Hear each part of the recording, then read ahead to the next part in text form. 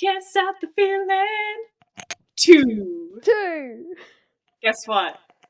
We are so back. Welcome to Steph and Anja's Media Review, where we Hi. review literally anything. Um, Today we are back on our movie train. We've done a few TV shows in the last couple of weeks, so Just racking we up bring the it different up. stuff. We're bringing it back. We're going back to movies, back to our roots. This is a fan request. Thank you. You know who you are. And it is Trolls World Tour, Trolls 2. 2. So, so yes, this movie came out in 2020, which kind of explains why I don't really remember it because I don't remember a lot about that time, Who to be honest. remembers the year 2020? I don't. I don't think it even happened. I couldn't tell you one thing that Wait, happened that year. there was a year of 2020? I thought it was 2019 and then 2021. What? That's crazy. But Yes. yes, so this is a very interesting movie, I guess, in the way that it was released. We will get into it. It's Um, interesting. but obviously, this is a sequel to the first Trolls movie, which we reviewed a few weeks back. That came out in 2016. Yeah. I guess before we start off, Anya, did you have any recollection of this movie existing? Did you know about it? Did you see it? Well, first off, I'm going to say if you want to check out our previous episode on Trolls, it's on I, Spotify only because we weren't recording videos. we were not doing YouTube videos. But our Spotify link is in the description. So if you want to hear that episode, check it out there. It is just audio, but it'd be cool. But back to Trolls 2.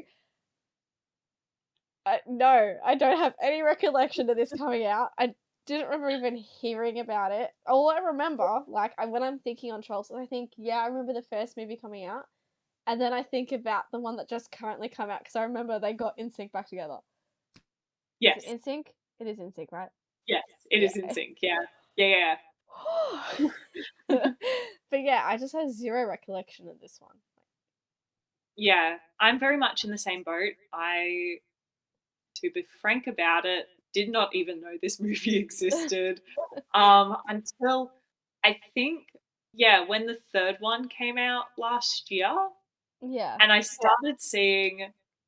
We've talked about TikTok and just the ability to watch pretty much any movie exclusively on TikTok in like 20 to 30 parts. I believe that's how I first came across this movie as part of that. So, yeah, I also didn't really know much about this movie. It obviously continues to star Anna Kendrick and Justin Timberlake. So, you know what? This is a very timely episode because Justin Timberlake just got arrested. So, Oh, he did! I heard about that on the radio this morning. so think about that when you think of the character Branch. Keep it in mind. Drink He's a driving. drunk driver. Oh, But yes, funny. so this, much like the first one, this movie is also a jukebox musical, which basically means, in case you didn't know, songs that already exist in our world. So, like in this movie, it's primarily like a lot of pop music is um, and it's DreamWorks joint based on the Trolls dolls. We discussed it in great detail in our first episode. Again, you should chuck that a listen after this one. And yeah, it's. I guess my first question is, what did you think of this from like a plot movie standpoint? Before we maybe get into some context.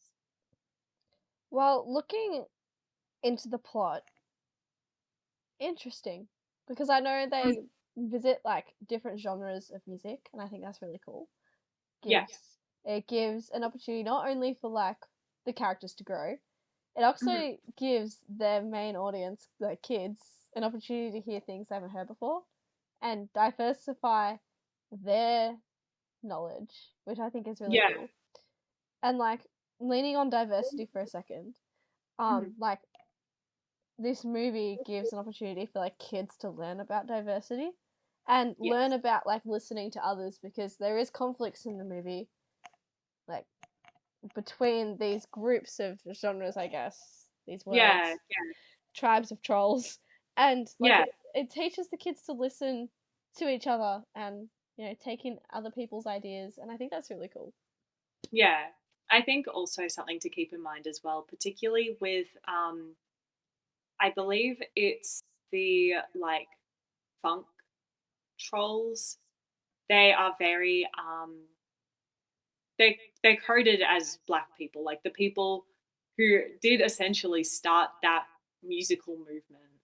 And I think that's really important because it means that there's an element of race, and it is like an allegory that is easy for kids to understand and grapple with, because it is like a bit more complicated than the first movie where it was like, oh, Poppy has to go free her friends, where this one is more them grappling with the pop kingdom Mm. as like an entity versus like specific people or trolls within that culture, um, which I found really interesting.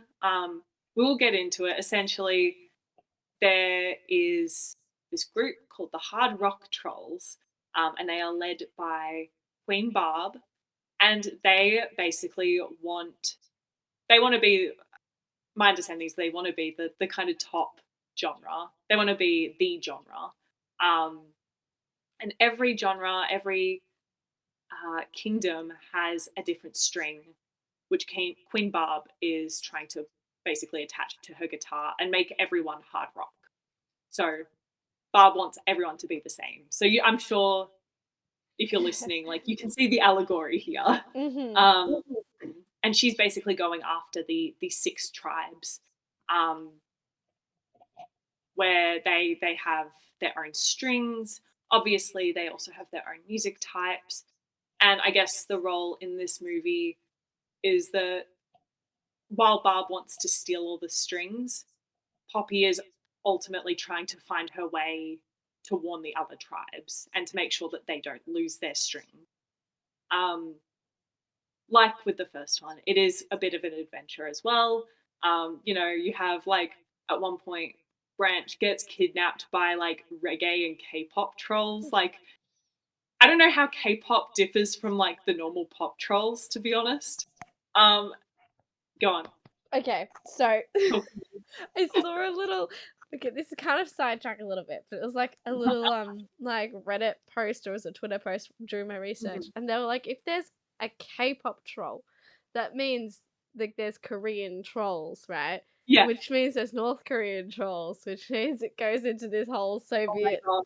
like mess. And I just Yeah, thought that was really funny. that is so. Oh my god. Like it goes so deep. Oh Because my then they were god. like, Yeah. if these time trolls exist, that means this war happened. And I was like, oh my god. Yeah. Oh. Oh wow. I did not even stop to consider that. Oh, because there are K-pop trolls. All because of these K-pop trolls. Thought it just went But really deep. I love it. I love it. But essentially, the big climax of the movie is Barb's kidnapped Branch, and Poppy makes her way to the Hard Rock Kingdom, where Barb has turned everyone into rock zombies, including Branch. Um, they rescue him, but Poppy basically ends up smashing Barb's guitar that basically destroys everyone's music. It takes away everyone's music, um, because all the strings were attached to that guitar. Um, and while Barb does have a bit of a go at Poppy, like essentially blaming her for the whole thing, even though I would argue Barb is ultimately at fault here. Um, but basically, everyone comes together and they're really quite lovely climax where everyone's kind of singing in their own genre. You have like the funk trolls, you have the country trolls, like all these different types of people, um, and they all come together, and the music is restored, and all the color is restored because they're all turned grey. Um, and you know what? Even Barb pulls through. Justice for Barb. Um, she Good job, does get Barb. a bit of a redeemed.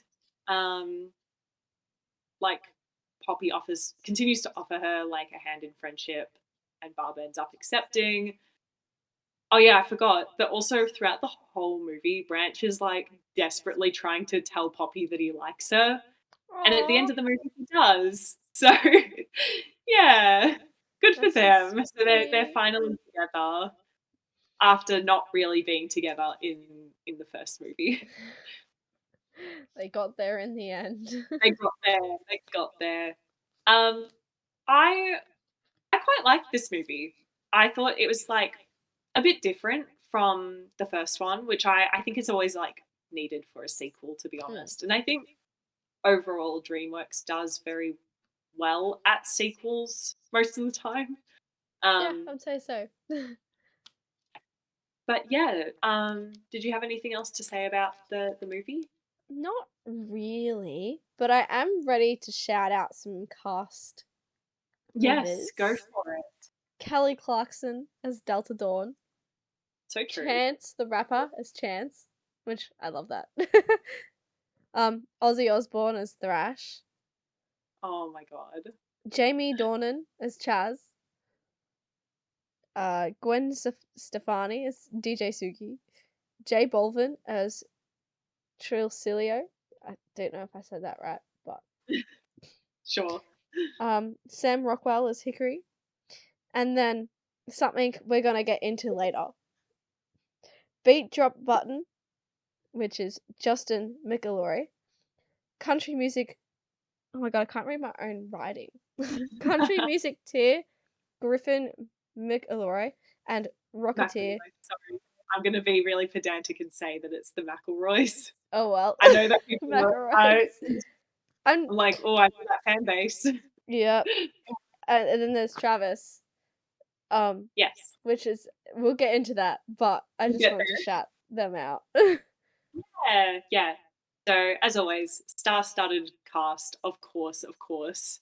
Mm. Um, but I think before we jump into the marketing, I'd like to actually skip ahead to the box office because obviously this movie was released in 2020, Mm-hmm. um, which was obviously like not really a great year to be releasing a movie. No. Um, so, just for some context, the first movie grossed 153 million domestically and 346 million worldwide. Um, but obviously, like being in 2020, they couldn't release movies in theaters. And so there was a really big push for like video on demand activity, which I'm sure we'll get into. Um, but it started streaming like to start off with. Um, so it was reported that Trolls World Tour actually set the record for most streams on a release weekend by DreamWorks.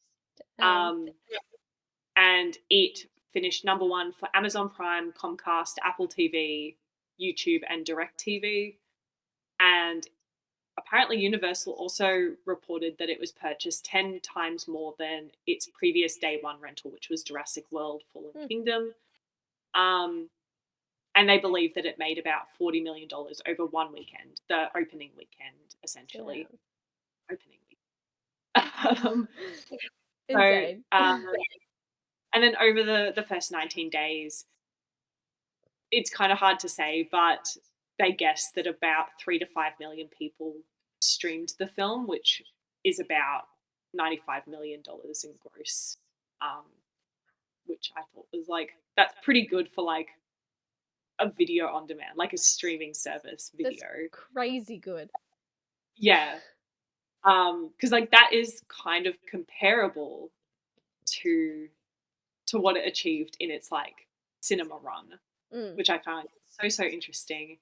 Um, as well as this, after 3 months, the film continued to sit in the top five across most services, and then also like occasionally went back to being number one, particularly across like Amazon Prime and iTunes, which I found really interesting. I'm like so curious to know what else was on Amazon Prime like at that time. Like in terms of, I guess, kids movies or like family movies, maybe there wasn't a lot back then. I'm not True. really sure, but I'm just trying to guess like the context of why it was doing so well on that service specifically. So Hmm. would have to look a bit more into that. But apparently, due to the film's approximate $95 million production cost, plus another $30 million spent on marketing, um, so the film could break even if 9 to 12 million people rented the film, which would result in about $200 million in revenue. Um, it's not very clear if it achieved that. I don't know if Universal ended up reporting on that, whether it broke even or not. Um, but it was also like the second most popular like premium or like paid video on demand, which is like streaming services and whatnot. It was the most popular video on demand title throughout the pandemic. It was only beaten by Mulan, the live action remake. So Hmm. I guess like that is the context that's going on at the time. Like obviously Disney was releasing a lot, Pixar was releasing a lot. Um, I'm trying to think like what else was being released around that time. Not a lot, as it turns out. So maybe people had like significantly less competition as well. True. That's very true. I have a funny little fact Yeah. before we got into the marketing. Sam Rockwell, who plays Hickory, on Mm. his first day of like recording, he dressed head to toe in a cowboy outfit to work. I just thought Oh that was my beautiful god. and That's funny. everything to me. I love it. But I feel like we should move into the marketing because we've got some exciting stuff to talk about today. Yes. Yeah. And the first thing we're going to talk about are the three, I'm assuming brothers. I'm going to be like, Yes. Steph, you can say the name again. Okay, so it's the McElroy brothers, and they have McElroy. a McElroy, and they have a podcast called My Brother and Me, but they campaigned to be in this movie. I'm not super familiar with the podcast itself, um, I but bel apparently this started in March 2017, so not too long after the first movie. yeah. Um, but like potentially just after the second, like the sequel was announced, because I think that was in February of Yeah, I think it 2017. was like just after it was announced. They started this podcast named the McElroy Will. Oh, see, I'm stuffing up the name now. Will be in Trolls 2. Yeah. Us. Yes. They were desperate. They wanted to be in this movie so bad. Um, I think it started as a bit and then they just had to keep it going, would be my guess. I mean, why not? Yeah, you know Steph, should what? should we I make think we another should do pod? that. I was gonna say, should we make another podcast campaigning to be in a movie? Surely. We have to pick like a fun one I want an Adam Sandler one. I love Adam Sandler. though. And then Oh imagine my if we god. impress Yes. him. He might invite us back. Oh my god. That'd actually be really That's cool. the dream. I'm in. Let's do it. Yeah. What's the next Adam Sandler movie coming out? Quickly. Happy Gilmore 2 is coming out. Oh, I'm okay. pretty sure he's making it. I'm pretty sure. Okay. Well, stay tuned for that podcast. I think they're already filming. We've missed our chance. Damn. Next Perfect. one. We'll get him next time. Yeah, it's alright. Damn. But on other like marketing stuff that happened. Mhm. So June 2019, DreamWorks released 21 character posters for the film, including promotional stills with a company called BLT Communications. And this is the only company I'm adding into my explanation because I love how they're called BLT. DLC. Bacon, lettuce, tomato. This is funny. But yeah, they released like character posters, and then this included the posters for the special characters of the brothers, which I thought was really cool. They had, even had their own little character posters, and interestingly, they actually kept releasing like different posters throughout their like campaign with different Yeah. companies making them. So BLT Communications made like the first set, and then they had other like another two, three companies make other posters. They didn't Yes. use all the same people, so I thought that was really interesting. Yeah, yeah. They released the like three trailers, one on June 20th, one on November 14th, and then their final one March 14th the next year, so in 2020, right before the release, I'd say, which with the 2021 they actually updated the release date because of all COVID and Yes. they had to change so much stuff. So I thought Mm, that was interesting. McDonald's had Happy Meal toys.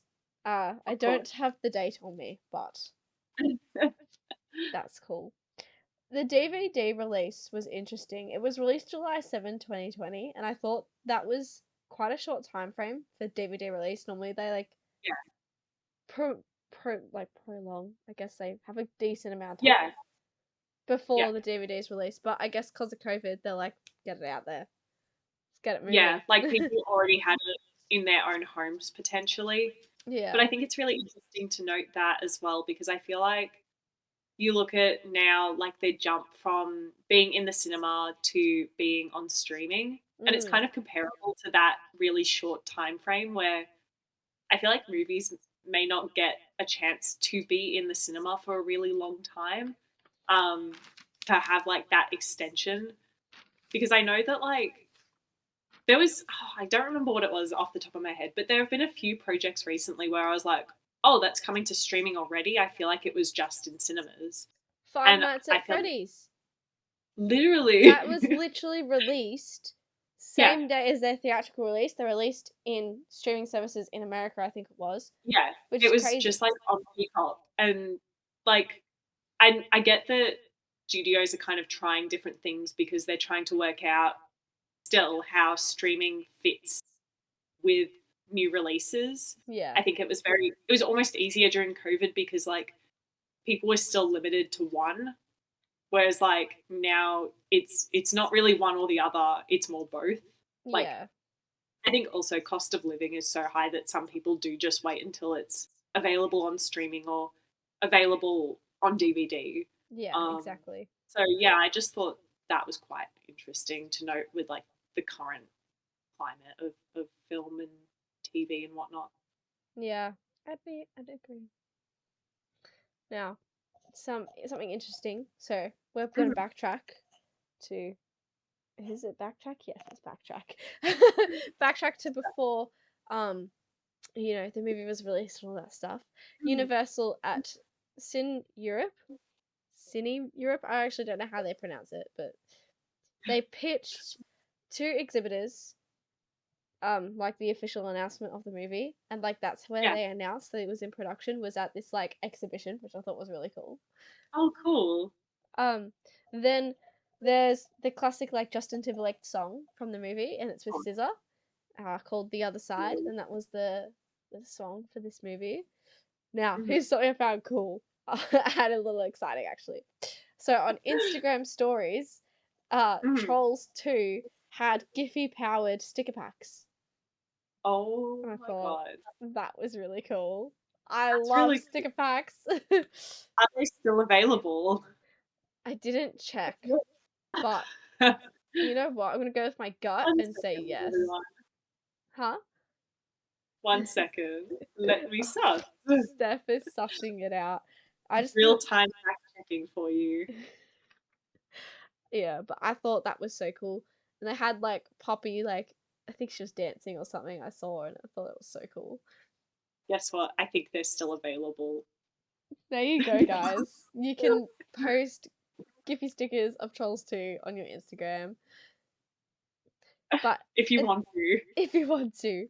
But also, what was released was a 10-hour looping video of Smooth Jazz Chaz, which, wow, 10 That's a lot, hours. I really wonder, did anyone watch the full thing? surely. I feel like There's this. probably someone who was, like, bored enough in 2020 that was like, They did that. "Yeah." I think so too. Now, some other really cool stuff. So, a Mm, video was released of the cast performing Just Sing, which was another song from the movie.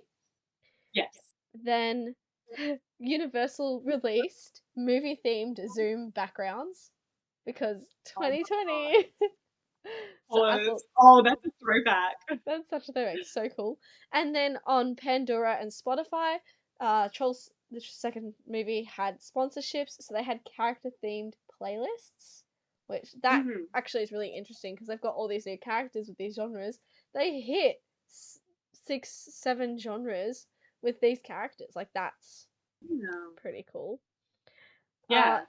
and then they had their like collabs, I guess, with companies. So they had movie themed nail polish line with this company called God. China Glaze. Yeah.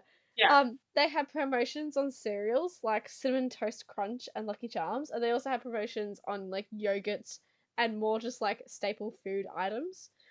And Mm. then lastly, my last little food thing is Oreo. They had like character specific packaging for Oh, Trolls 2, and they gave consumers early access to the Just Sing video and also an AR experience if they scanned the little QR code in the packet. stunning. So I Like, think that that's is so so cool. like they're it's the second movie, right? They're picking back like they have to piggyback off the success of their first movie. Or Yes. so we thought, because look at how much promotion they've done. Like there's no Yeah. way they were piggybacking off the first movie. That's clearly No. just like pushing it themselves. And I think that's so cool. And then I didn't check what time this like the food promotion was, but say they were doing that and that all came out in like in 2020, was that off Mm. of the result of COVID, was that let's do food packaging because that's a way we Yeah. can really reach people. Like I think that's really cool. And just to add to that as well, like, I saw that one article noted that there wasn't really a lot of press activity, because of the pandemic, obviously. Mm. Um, and I think also this, like, the fact that like late night talk shows weren't running meant that like there couldn't be like live interviews either. Yeah. Um, so it's just like it's really interesting to see that yeah, I wonder if they did so much, I guess, promotional activity that didn't involve the actors. That's more like the characters. It's character driven. Mm. Um, I wonder also if that's because they just didn't have access to the actors to, I guess, these channels where they could usually push out and generate excitement for this project. You know, obviously, outside of not having the late night talk shows, they also didn't have premieres. So that's, I feel like, when a lot of the press hype is driven, because like that's when people are starting to see the movie. That's when people are starting to talk about it. Without that, how do you drive that? How do you drive excitement? I think Yeah. it's very similar to the way that like I guess movies were being treated during like the actors strike and the writers strike last year feels almost comparable to that, Yeah. where like people couldn't really talk about stuff, so they had to find other avenues of promoting it. Hmm. But yeah. Now that kind of like sums up the marketing I did find for this movie. Mhm. There was one thing I wanted to mention, and it Yes. does kind of lead more into Trolls 3, but Yeah. its placement in the Trolls timeline puts it after Trolls 2 and before Trolls 3.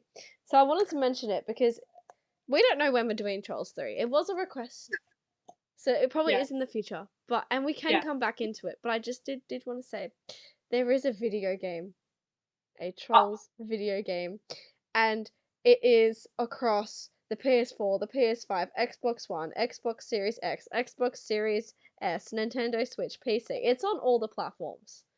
yeah. And it's a video game where you're playing with Poppy and oh my god, I'm blanking, Branch. Yeah. And you're like on this quest to save the Troll Kingdom from Chaz, the smooth jazz troll, where he tries to take over the the place by hypnotizing the residents with his saxophone. Oh my god. And you know what? I just thought it was cool. It did come out in Yeah. 2023, so yes, it leads more to the third movie, but I had to shout it out because of where it's placed in the timeline of the Trolls movies. I Yes. just So fair. had to give that a shout out. I just thought it was so Fair. cool. Anytime there's a video game, I just get excited. No, no, that is I think that's really cool. I think we Yeah, should have more movie video games, personally. I think I do too. the world needs them. I agree. We need fun video games with characters we already Bring them back, like. I don't want to have to learn about new characters every no, video game. Give me characters I already know. please, I am begging.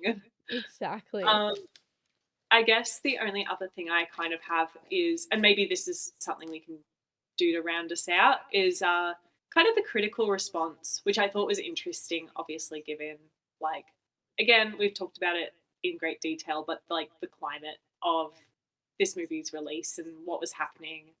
Um, so the movie did okay. It got 71% on Rotten Tomatoes, based on Pretty 161 reviews. Um, but the average rating is 6.2 out of 10. Um, the general consensus is that it's like it's fun, it's a pretty good follow up for fans of the original. Um, it's just fun, it's brightly colored, it's for kids, is generally the consensus on that website. Um, in Variety magazine, they gave it a very mixed review, calling it, quote, a music drenched fairy tale, and for all its surface pleasures, it's a likable but under imagined one with enthusiasm. Oh, sorry, more enthusiasm than surprise, and at the same time, an overprogrammed sense of its own thematic destiny. Um, wow. I was like, oh, okay. And I will leave you with this comment from Entertainment Weekly as well. They also gave it a very mixed review, but they called it the Infinity War with lower stakes. And I was Oh, like, dude, that's you know what? I feel like that's a pretty good like description of this movie though, to be fair. It does feel a bit like that. oh, that's funny. I was gonna say it's giving me it's a sequel vibes. Yes, yeah. It I is a mean, sequel. out of trilogies, it's always the sequel, the second movie that sucks the most. You got the first one's Not always true. really good. The second one Yeah. sucks. The third one is like the redemption. So Not true. Shrek 2 exists. you're right. I lied. I can't believe I just shared misinformation. You spread misinformation on the internet. Damn, I gotta send myself out right now. But yeah, that kind of wraps us up for the marketing, doesn't it, Steph? Yeah. Yeah, it sure does. Which Which means leads us to yes. the best segment of this podcast. Yes. Fan fiction! For those who are new, fan fiction Fan is fiction! our is our beloved segment where one of us brings a fanfic to the table, um, and we basically give it a bit of a review as well. Um, it's always, we try and pick good fanfics. We're not here to look at stuff that we're like, no, this doesn't meet our standard. This doesn't Yeah, meet our quality standards. And you know what? exactly. I think this one does based on what I've seen of it.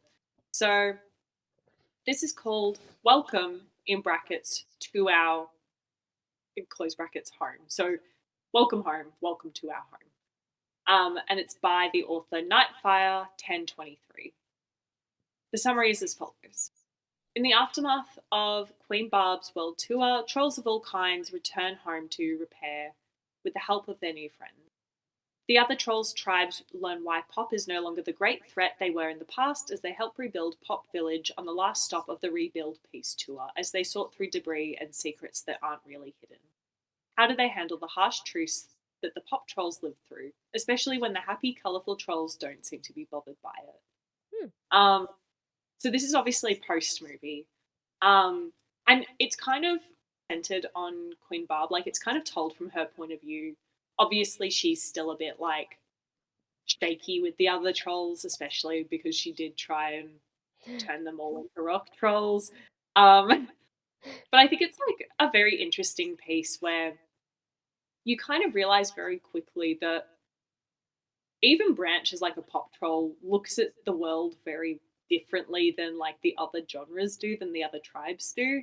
Um, Kind of talking more about like the end of the first chapter where Poppy and Branch are kind of like talking about the setup of the Troll Kingdom, the Pop Kingdom, um, and the other like leaders are like, "Oh, like why isn't this thing more stable or more secure?" And Poppy's like, "Well, I guess we have this place and this place, but we've only been here 20 years." Um, and Branch is like, we were trapped and routinely eaten outside of those last 20 years. And literally, like, the way the chapter ends is them all like, what? What are you talking about? What do you mean by that? What did you Which I'm say? impressed with. Because obviously, like, clearly the pop trolls were the only ones that had to deal with, like, the Bergens. In case you forgot what the Bergens are, they are the traditional, like, stereotypical troll from, like, fairy tales and whatnot. They're, like, pretty gross looking. They look very ogre-like. Shout out to Shrek. Um, but they eat the pop trolls. That's how they get happiness, allegedly. Um, and they get eaten. So the pop trolls have been hidden away, and that's kind of the point of contention is no other kingdom has had to deal with that. But the pop trolls don't realize, obviously, that it was like such a problem. Wow. Yeah. Pop So Trolls went through it. they did, and they didn't even realize it. Poor guys. Poor little guys. Well, But yeah, that that wraps us up. it does. Well, final thoughts. Steph, what do you think about Trolls 2? What do you think about the I marketing? think I mean, you know what? I think the movie itself was fine. It's a good sequel. I personally find really anything that was released in 2020 to be quite interesting simply because I'm like I would love to know the thought process of like going through and releasing it and how studios released their movies with different strategies probably than what they planned. I think that's very interesting.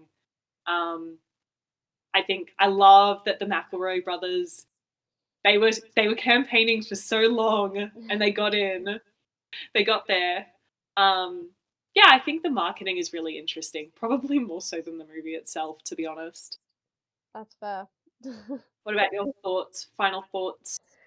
I think the movie has a really good message, and I like how they've brought more genres into the movie, Mm, like musically. I think that's really cool. But the marketing was, I think, super exciting to research, and I would love to hear from someone who like worked on the movie to see, you know, dive more into their thought process. I think that'd be really yeah, cool to learn and yeah, hear about. But yeah, overall, I loved researching this episode. I had a lot of fun finding out about all the different foods they marketed on, and yeah. Like that's yeah, so cool. it is. And you know what's funny? It was only in Mm. America. We didn't have marketing on our cereals. Nope, we did not. That makes me sad. But anyways, that wraps us up. So thank you for watching and listening. We really appreciate it. Check out our description on YouTube. We have links to our Instagram, TikTok, and Spotify because we also release this episode on Spotify. And if you're on Spotify, we also release this on YouTube. Um, if you guys could follow and subscribe us, that'd be really, really cool. Leave a like or a rating and check out below. Leave a comment or a Q&A and we just love to hear what you have to say. It can be a recommendation for an episode maybe you want to hear from us. It can be your thoughts on this episode, or it can even just be what you ate for lunch like 3 weeks ago, Yeah, if you want. we'd love to hear We would it. love to hear it. Uh, and if you're on Spotify, our Instagram and TikTok are Steph and Anja's Me Review, all one word. So chuck us a follow. We always post when our episode is released, so you can find out there when we have an episode, but it is weekly, so most of the time. Yeah. But yeah, But yeah, if nothing else, um, outro.